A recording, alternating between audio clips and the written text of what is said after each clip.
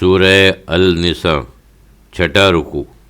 گزشتہ رکوع میں ترکے اور وراثت کا بیان ہوا۔ یہ بھی بتایا گیا کہ مرد عورت سب کے لیے ان کے اعمال کا خاطر خواہ بدلہ ہے۔ انسان کو چاہیے کہ عمل پر نازع نہ ہو، اللہ کے فضل کا متلاشی رہے تاکہ اس کی بے حساب عنایات سے نوازا جائے۔ اس سلسلے میں یہ بھی اشارہ ظاہر کر دیا گیا کہ اگر کسی پر کسی طرح اللہ تعالیٰ اپنا فضل فرمائے تو دوسرے کو اس پر رشک و حسد نہ کرنا چاہیے۔ اللہ جانتا ہے کہ کس کے لیے کیا مناسب ہے اور اس کارخانے قدرت میں ہر ایک کی ذمہ داریاں کیا ہیں۔ اب انہیں فضیلتوں میں سے ایک اہم فضیلت کا ذکر آتا ہے جو دنیاوی انتظام اور معاشرتی نظام کے تحت بظاہر مرد کی برتری میں ظاہر ہوتا ہے، لیکن اگر غور کیا جائے تو اس کے ساتھ مرد کی ذمہ داریوں میں بھی اضافہ ہے۔ اس کے فرائض بھی ایک طرف عورت کی حفاظت اور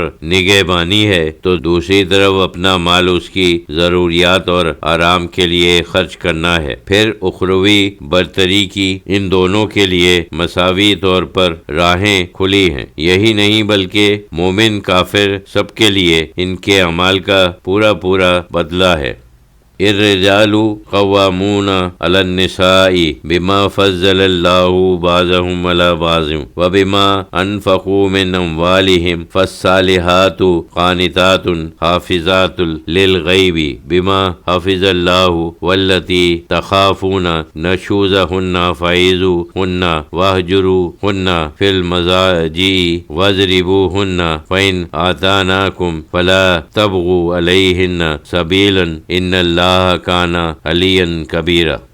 مرد عورت کے محافظ ہیں، ان کی مشیت کے ضامن، ان کی حفاظت و نگرانی کرنے والے، ان کو معاشرے میں عزت دینے والے، خود نظم و ضبط کے پابند رہنے والے، ان کو اپنا بنانے والے، خود ان کے ہو کر رہنے والے۔ یہی ان کی برتری کا سبب ہے، اس لیے کہ اللہ نے بعض کو بعض پر بڑائی دی ہے، بعض باتوں پر بعض کو فضیلت ہے۔ مثلا مرد کے قوا، مضبوط علم و عمل کی صلاحیتیں زیادہ ہیں، عورت میں محبت، رحم دلی، لطافت، نزاہت جیسی صفات کی فراوانی ہے، لیکن دنیاوی کاروبار میں مجموعی حیثیت سے فضیلت مرد کو ہے، اور یہ اس واسطے ہے کہ مرد اپنا مال عورتوں کی ضروریات اور آرام پر خرچ کرتے ہیں۔ پس نیک عورتیں، نیک بیویاں اطاعت شوہر خاوند کی غیر موجودگی میں بھی ان کی عزت و آبرو کی حفاظت کرنے والی ہوتی ہیں، پاک دامن، پاک دل ہوتی ہیں۔ یہ ان پر اللہ کا کرم ہے، یہ نتیجہ ہے اللہ کی حفاظت کا۔ اور جن عورتوں سے تم کو کسی بدخوئی کا ڈر ہو تو ان کو پہلے نرمی سے سمجھاؤ، اور اگر پھر بھی نافرمانی کا ظہور ہو تو خوابگاہوں میں ان سے الگ رہو، یہ بھی بڑی سزا ہے۔ اور اگر پھر بھی ان کی خوئے بد نہ بدلے تو انہیں تنبیہ تادیب کرو، پھر اگر وہ تمہارا کہنا ماننے لگیں تو خواہ ان پر ظلم کرنے کی راہ نہ تلاش کرتے رہو۔ بے شک اللہ سب پر بڑا غالب ہے، بڑا زبردست ہے، اس سے ڈرتے رہو، اس کی کبریائی کا تصور کرو، اپنی بڑائی کا خیال چھوڑ دو۔ وَإِنْ خِفْتُمْ شِقَاقَ بَيْنِهِمَا فَابْعَثُوا حَكَمًا مِّنْ أَهْلِهِ وَحَكَمًا مِّنْ أَهْلِهَا إِنْ يُرِيدَا إِصْلَاحًا يُوَفِّقِ اللَّهُ بَيْنَهُمَا إِنَّ اللَّهَ كَانَ عَلِيمًا خَبِيرًا۔ اور مسلمانوں، اگر تم کو اندیشہ ہو کہ دونوں میاں بیوی میں ضد سے بات بڑھتی جاتی ہے تو ایک منصف شوہر کے اقارب میں سے اور ایک منصف اس کی بیوی کے اقارب میں سے مقرر کرو۔ اگر وہ انصاف کے ساتھ دونوں میں صلح کرانا چاہیں گے تو اللہ ان دونوں کے تعلقات کو استوار کر دے گا۔ بے شک اللہ سب کو جانتا خبردار ہے۔ نہ اتفاقی کی وجہ بھی جانتا ہے، اتفاق کے طریقے، ان کے اسباب و کیفیات سے باخبر ہے۔ دونوں میں میل ہونے میں دشواری نہ ہوگی، یعنی مختصر یہ کہ تم اللہ کے فرما بردار ہو، مرد ہو یا عورت۔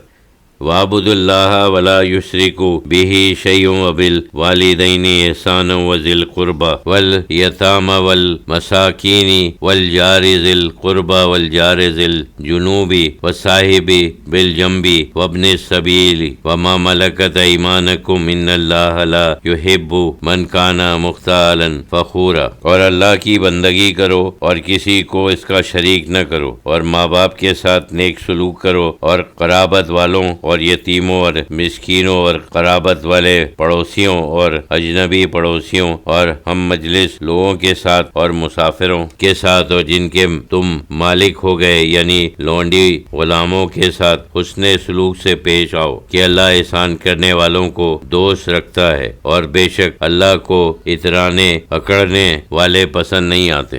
یعنی غرور و گھمنڈ کے بعد جو چیز انسانی سیرت کو کھوکھلا کر دیتی ہے وہ بخل ہے۔ الذین یبخلون ویامرون الناس بالبخل ویکتمون ما آتاہم اللہ من فضلہ واعتدنا للکافرین عذابا مہینا۔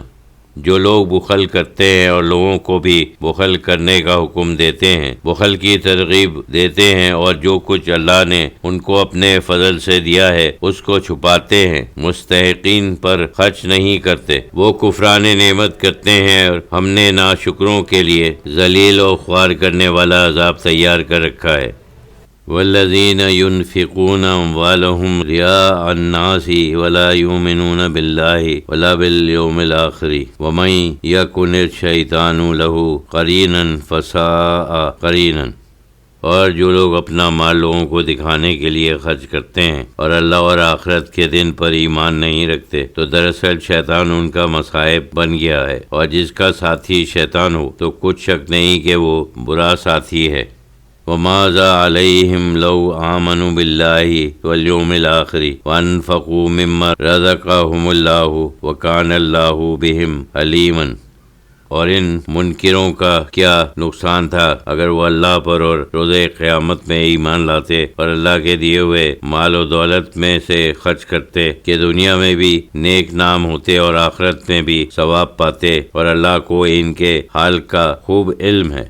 یعنی بخیل دولت ہی کو مقصد حیات سمجھے بیٹھا ہے اور فضول خرچ لوگوں کو دکھانے کے لیے خرچ کرتا ہے۔ کاش دونوں اللہ رسول پر ایمان لا کر اللہ کی دی ہوئی نعمت کو اللہ کی راہ میں خرچ کرتے تو کیا کچھ نہ پاتے۔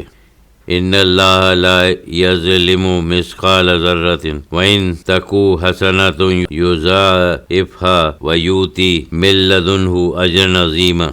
بے شک اللہ کسی پر ایک ذرہ برابر ظلم نہیں کرتا، ذرہ برابر حق تلفی نہیں کرتا، اور یہی نہیں بلکہ کسی نے اگر ایک نیکی بھی کی ہوگی تو اس کو دو چند کر دے گا اور اپنے پاس سے اجر عظیم عطا فرمائے گا۔ جو عمل سے ملے گا وہ تو ملے ہی گا، جو اس کے فضل سے ملے گا وہ بہت زیادہ ہوگا۔ یعنی یہ لوگ تکذیب حق پر لگے ہیں، ذرا نہیں سوچتے کہ فَكَيْفَ إِذَا جِئْنَا مِنْ كُلِّ أُمَّةٍ بِشَهِيدٍ وَجِئْنَا بِكَ عَلَى هَؤُلَاءِ شَهِيدًا۔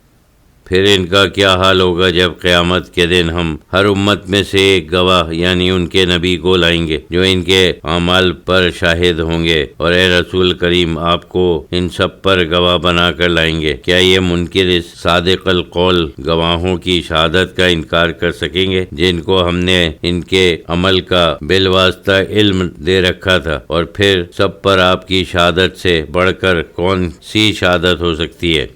یومئذ یود الذین کفروا وعصوا الرسول لو تسوی بہم الارض ولا یکتمون اللہ حدیثا۔ اس دن کفر کرنے والے اور پیغمبروں کی نافرمانی کرنے والے آرزو کریں گے کہ کاش زمین ان پر برابر ہو جاتی، وہ مٹی میں مل جاتے، اور وہ ایسا دن ہوگا کہ وہ اللہ سے کوئی بات نہ چھپا سکیں گے۔